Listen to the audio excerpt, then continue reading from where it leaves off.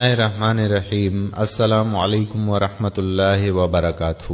دوستو، حضرت امام احمد بن حنبل رحمۃ اللہ علیہ نے اپنے بیٹے کو شادی کی پہلی رات 10 نصیحتیں کیں۔ ہر مرد شادی کرنے سے پہلے ان نصیحتوں کو غور سے سنے اور اپنی زندگی میں عملی طور پر اختیار کرے، اور جو شادی شدہ ہیں وہ بھی اپنے انداز و اطوار کا جائزہ لیں۔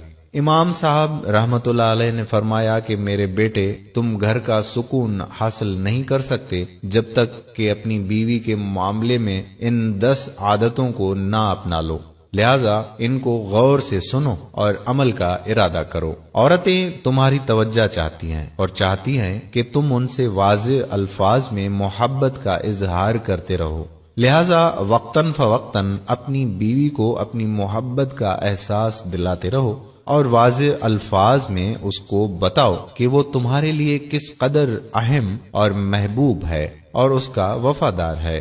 اس گمان میں نہ رہو کہ وہ خود سمجھ جائے گی۔ رشتوں کو اظہار کی ضرورت ہمیشہ رہتی ہے۔ نمبر 2، یاد رکھو کہ اگر تم نے اس اظہار میں کنجوسی سے کام لیا تو تم دونوں کے درمیان ایک تلخ دراڑ آ جائے گی جو وقت کے ساتھ ساتھ بڑھتی رہے گی اور محبت کو ختم کر دے گی۔ نمبر 3، عورتوں کو سخت مزاج اور ضرورت سے زیادہ محتاط مردوں سے کوفت ہوتی ہے، لیکن وہ نرم مزاج مرد کی نرمی کا بیجا فائدہ اٹھانا بھی جانتی ہیں، لہذا ان دونوں صفات میں اعتدال سے کام لینا تاکہ گھر میں توازن قائم رہے اور تم دونوں کو ذہنی سکون حاصل ہو۔ نمبر 4، عورتیں اپنے شوہر سے وہی توقع رکھتی ہیں جو شوہر اپنی بیوی سے رکھتا ہے، یعنی عزت، محبت بھری باتیں، ظاہری جمال، صاف ستھرا لباس اور خوشبودار جسم، لہذا ہمیشہ اس کا خیال رکھنا۔ ہمارے یہاں شوہروں میں یہ حس بالکل نہیں پائی جاتی۔ خوش لباسی، خوش گفتاری وغیرہ گھر میں آتے ہی انقا ہو جاتے ہیں۔ نمبر 5، یاد رکھو کہ گھر کی 4 دیواری عورت کی سلطنت ہے۔ جب وہ وہاں ہوتی ہے تو گویا اپنی مملکت کے تخت پر بیٹھی ہوتی ہے۔ اس کی اس سلطنت میں بیجا مداخلت ہرگز نہ کرنا اور اس کا تخت چھیننے کی کوشش نہ کرنا۔ جس حد تک ممکن ہو گھر کے معاملات اس کے سپرد کرنا اور اس میں تصرف کی اس کو آزادی دے دینا۔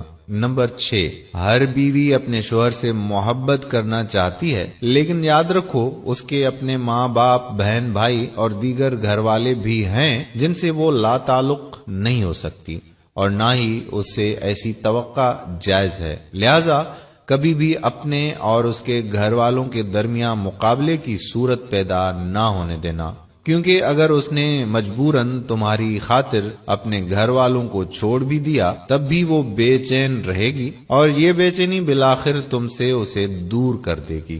نمبر 7، بلا شبہ عورت ٹیڑھی پسلی سے پیدا کی گئی اور اس میں اس کا حسن بھی ہے، یہ ہرگز کوئی نقص نہیں، وہ ایسی ہی اچھی لگتی ہے جس طرح بھویں گولائی میں خوبصورت معلوم ہوتی ہے، لہذا اس کے ٹیڑھ پن سے فائدہ اٹھاؤ اور اس کے اس حسن سے لطف اندوز ہو۔ اگر کبھی اس کی کوئی بات ناگوار بھی لگے تو اس کے ساتھ سختی اور تلخی سے اس کو سیدھا کرنے کی کوشش نہ کرو، ورنہ وہ ٹوٹ جائے گی اور اس کا ٹوٹنا بالآخر طلاق تک نوبت لے جائے گا، مگر اس کے ساتھ ساتھ ایسا بھی نہ کرنا کہ اس کی ہر غلط اور بیجا بات مانتے ہی چلے جاؤ، ورنہ وہ مغرور ہو جائے گی جو اس کے اپنے ہی لیے نقصان دہ ہے، لہذا معتدل مزاج رہنا اور حکمت سے معاملات کو چلانا۔ نمبر 8، شوہر کی ناقدری اور ناشکری اکثر عورتوں کی فطرت میں ہوتی ہے۔ اگر ساری عمر بھی اس پر نوازشیں کرتے رہو لیکن کبھی کوئی کمی رہ گئی تو وہ یہی کہے گی کہ تم نے میری کون سی بات سنی ہے آج تک، لہذا اس کی اس فطرت سے زیادہ پریشان مت ہونا اور نہ ہی اس کی وجہ سے اسے محبت میں کمی کرنا۔ یہ ایک چھوٹا سا عیب ہے اس کے اندر، لیکن اس کے مقابلے میں اس کے اندر بے شمار خوبیاں بھی ہیں، بس تم ان پر نظر رکھنا اور اللہ کی بندی سمجھ کر اس سے محبت کرتے رہنا اور حقوق ادا کرتے رہنا۔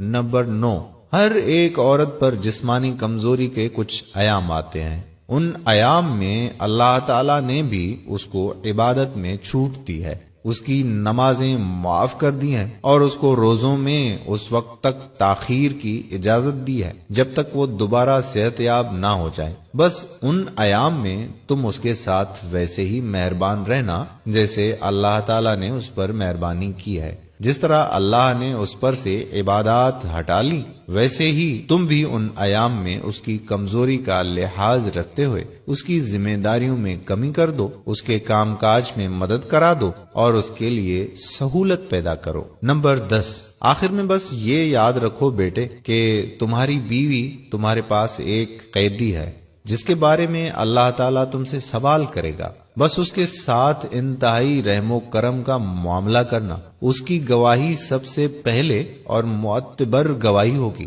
دوستو، بیویوں سے محبت کرو، انہیں عزت دو، کیونکہ یہ اپنا گھر چھوڑ کر تمہارے پاس آتی ہیں۔ ان سے پیار کرو، اور میاں بیوی میں کوئی ناراضگی ہو جائے تو انہیں منانے میں جلدی کرو۔ امید کرتے ہیں کہ آج کی ہماری یہ ویڈیو آپ کی زندگی میں مثبت تبدیلی لائے گی۔ آپ کے ایک شیئر سے لاکھوں لوگوں کی زندگیاں بدل سکتی ہیں۔ شیئر ضرور کریں اور ہماری ویڈیو آپ کو کیسی لگتی ہے اس بارے میں اپنی رائے ضرور دیں۔ یہ آپ لوگوں کی